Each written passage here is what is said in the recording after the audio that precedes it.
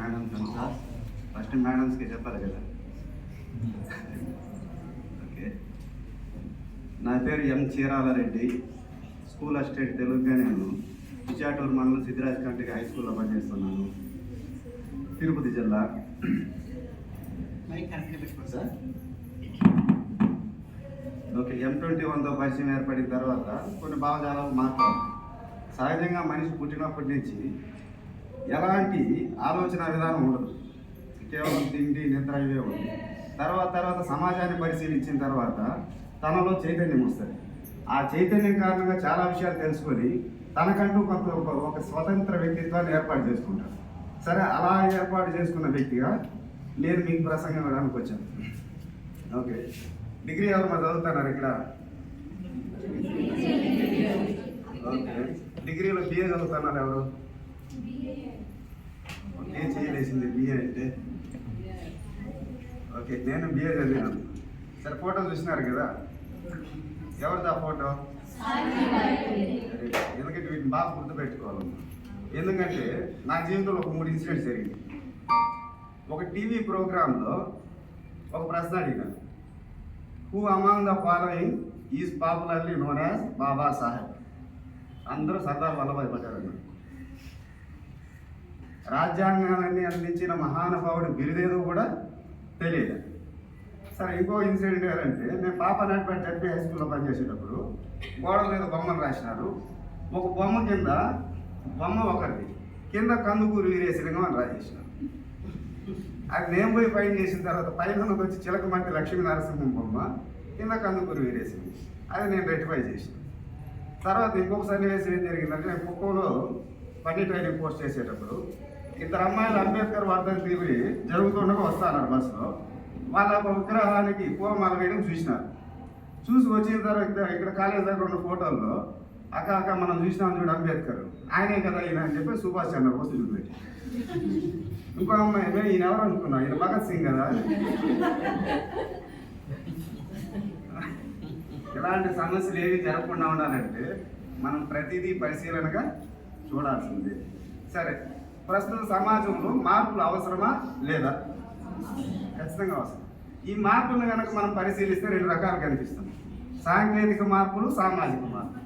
సాంకేతిక మార్పులు అంటే మైక్ కావచ్చు, ఫోన్ కావచ్చు, వాషింగ్ మెషిన్ కావచ్చు, టీవీ కావచ్చు, ఇంకోటి కావచ్చు. వీటి వల్ల ఎలాంటి సమస్య రాలా.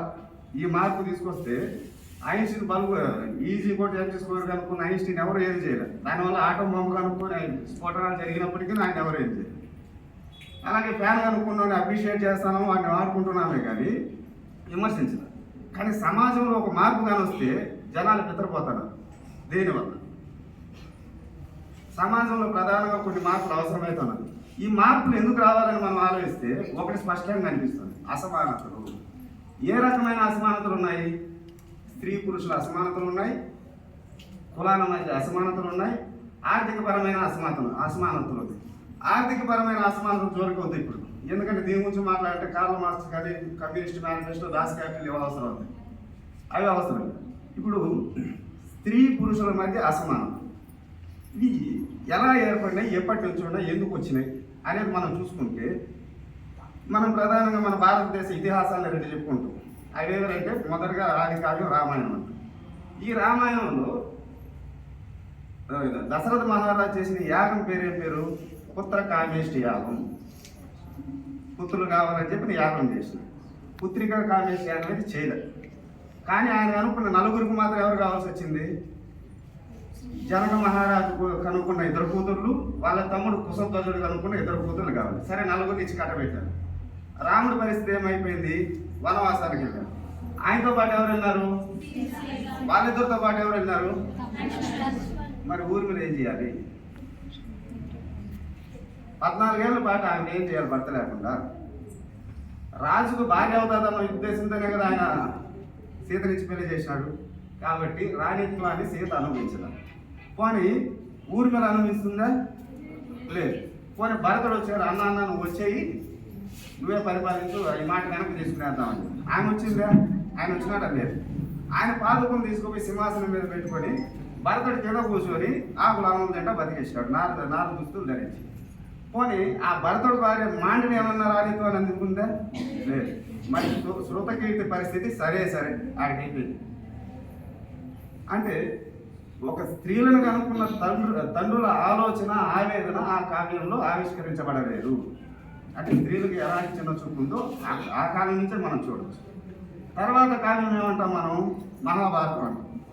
మహాభారతంలో పాండురాజు కింద మహర్షి శాప కారణంగా కుంతి మాతృలు ఇద్దరిని తీసుకుని అడవిలో తిరుగుతూ ఆకులు అలవం తింటూ ఏదో ధ్యానాలు పాట చేసుకుంటూ ఉన్నప్పుడు ఆ ఆకాశంలో ఋషులు పోతున్నారు.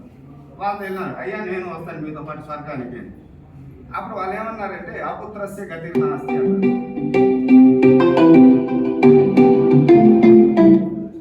అపుత్రస్య గతిర్నాస్తి అంటే పుత్రులు లేని వాళ్ళకి గతులు లేవు అని అన్నారు.